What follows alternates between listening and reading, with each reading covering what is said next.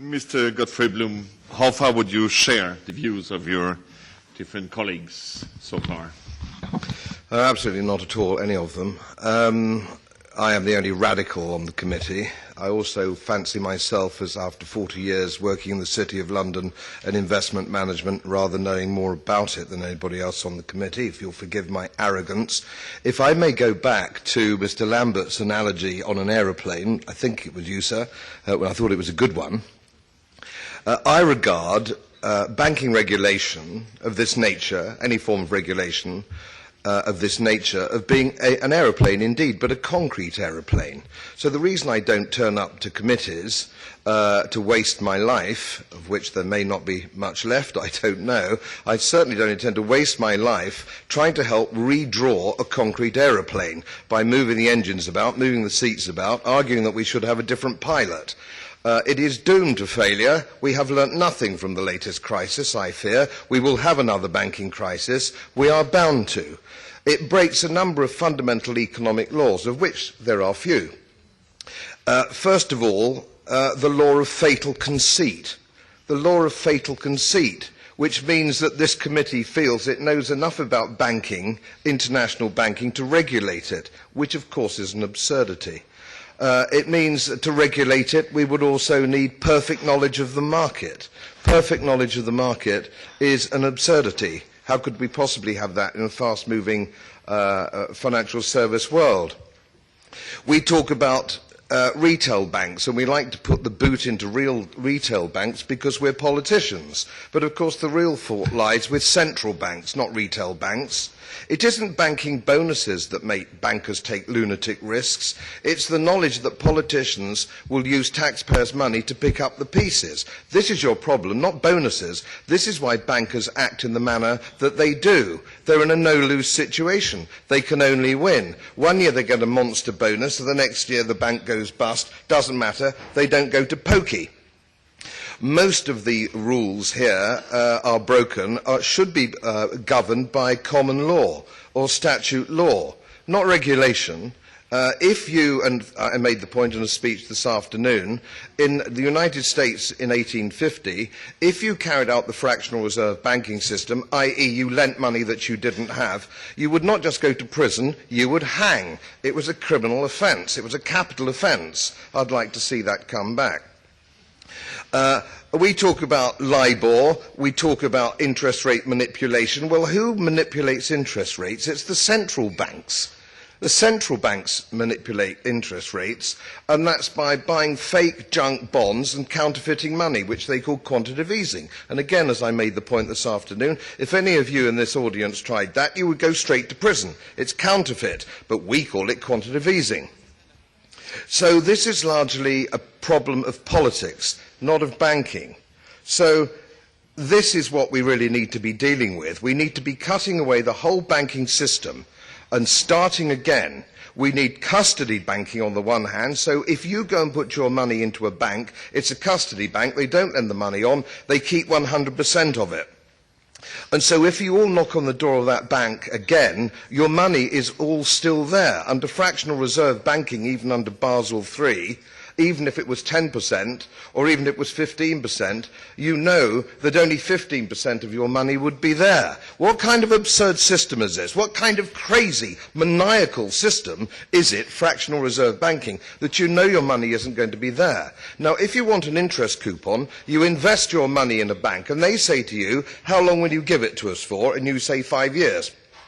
In which case they say, we will give you an interest rate coupon, we'll pay you 5%. But don't come back in under 5 years, because it won't be there, because we'll have lent it on. It's a risk assessment. You make an individual risk assessment as an individual when you lend that money. And if you're elderly and you don't want to risk money, you just want to maintain wealth, you put it in a custody bank.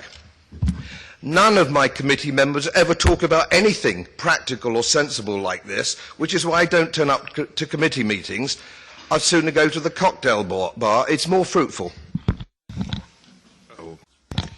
Mrs. Ford, I believe you would like to comment on that as well.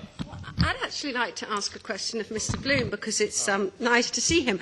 I think you said that you do not want taxpayers to have to bail out banks, and I think that everybody across this room would agree. And you've suggested that one of the ways to do that is to be much more transparent with how, what happens to money when you put it in a bank, and we've all asked for more transparency.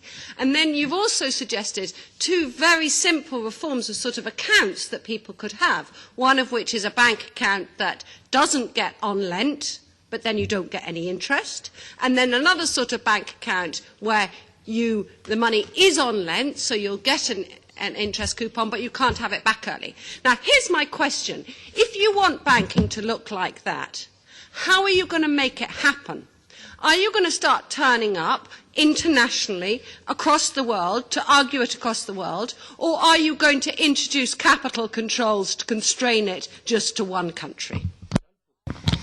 Sometimes, Mrs. Ford, I think you obsess on me, which is rather flattering. Look, you clearly really don't quite understand this subject, I think, and this is really what I've been saying. The point is, you have your automatic transparency. If you have a banking system like I have suggested, under statute and common law, you would see your transparency immediately under international accounting standards. Got it? Not difficult. And if you want to talk about transparency, Mrs. Ford, let's look at the ECB. We don't get any access to the minutes of the ECB. It's a complete secret. So let's start at home with transparency, shall we? Okay. Thank you so much indeed. There was another question, please. The lady at the end, please. Sí, Ángeles Bazán, de Radio Nacional de España. I come from the National Radio in Spain. I'd like to know whether the European Parliament could go further in the supervision and control of banks and go back to regulate everything that was deregulated in the 80s, separating on the one hand the speculative banks, the casino banks from ordinary banks, from these serious banks which lend money, retail banks who underpin the financial system. So would you regulate speculation on food, products, stop people from buying up the whole wheat harvest or a corn harvest or a cocoa harvest in the Ivory Coast, condemning to hunger millions of people? Wouldn't you need to start regulating things like this? Yes. Who would like to answer? Mr. Bloom, we can start. Yeah, please. Yes, this is really a question about futures, whether it's food or whether it's commodities, it doesn't really matter. This system has been around for 400 years. If you ask farmers and food producers across the world, it means that they can sell at a fixed price before their crop grows into the ground. And so that's something that they actually welcome. It's actually a price stabilizer. It's a price stabilizer if you look at it selling forward. And it's a good thing, and it's a functional thing for economies, which why it's been around for 400 years. If you took it away, you would get what you don't want, which is amazing fluctuations in prices, and always, as always, the poor would suffer the most. So be very careful what you wish for. You get rid of futures, and you will find things go very, very badly wrong. Thank you. Mr. Klute. Ja, danke.